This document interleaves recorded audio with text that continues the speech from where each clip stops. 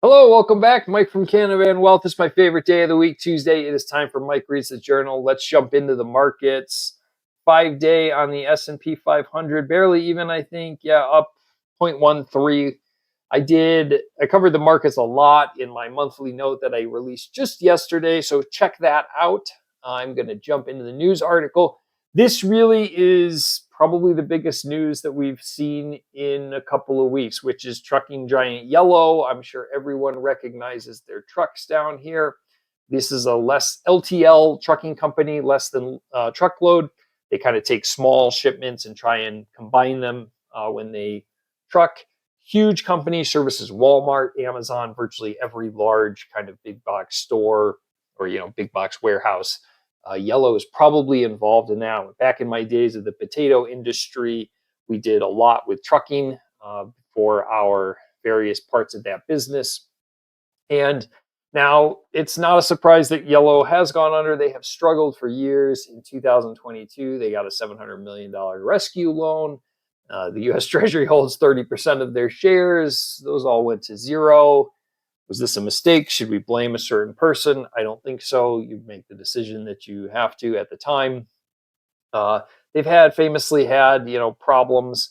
They are unionized. I'm not making a comment on unions, but they've had squabbles with their union counterparts. They kind of point to the fact in times that they're competing against non-union companies, and this is going to be a big shakeup in the shipping world, right? The competitors are obviously going to benefit from this. Trucking in general right now is struggling in terms of uh, costs being up and what customers are willing to pay being down.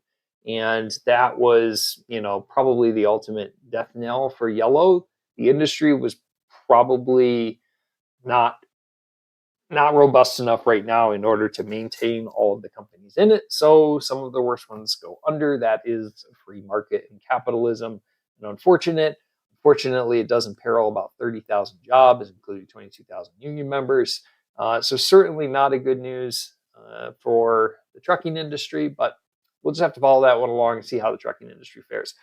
Second article, this shouldn't surprise anyone, but you may not have noticed, but home insurance prices have been going way up. It's been kind of in the news around the inflation discussion. This article attributes it really to two things, and I think both are equally important. One is kind of the rise of natural disasters, very specifically in some parts of the country. And then the other one is inflation and the cost of rebuilding those, specifically coming out of COVID when building material costs were so expensive for lots of reasons, supply issue for sure, and then just everyone being stuck at home and wanting to do home improvement projects. So um, they talk here about various states. Now, this chart's kind of interesting. Here's my home state here in the kind of 12% annual rate increase.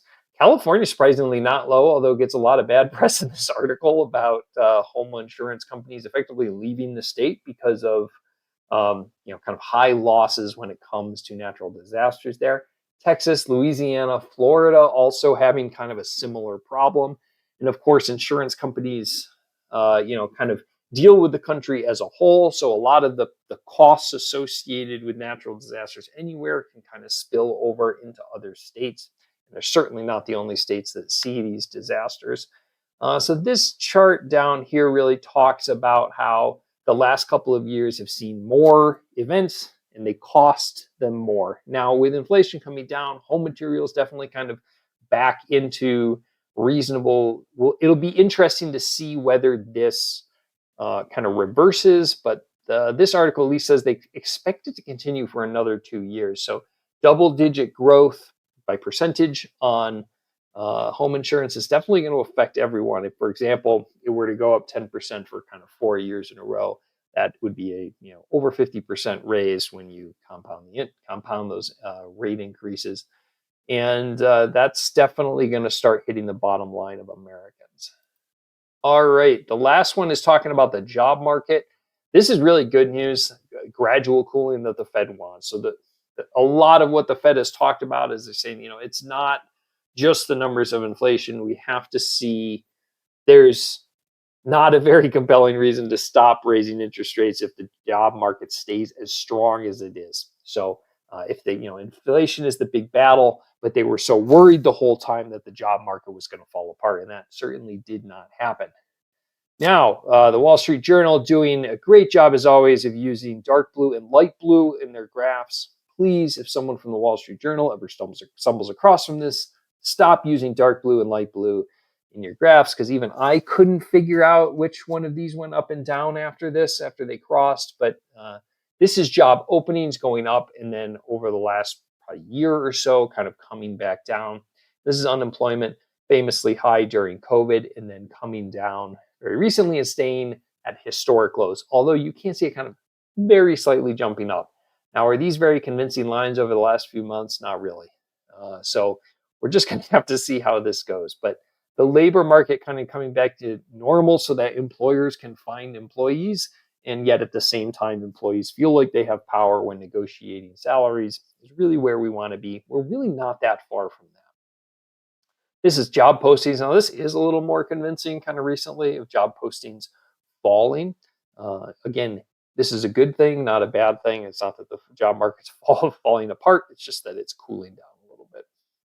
All right, that's really it. I did release a recent video about generational wealth and the barrier, a big barrier that virtually everyone faces. You might want to check that out. We have a big earnings week coming up this year, this week. So we will probably have a lot to talk about next week on Mike Reads the Journal. Thanks for tuning in. I'll talk to you soon.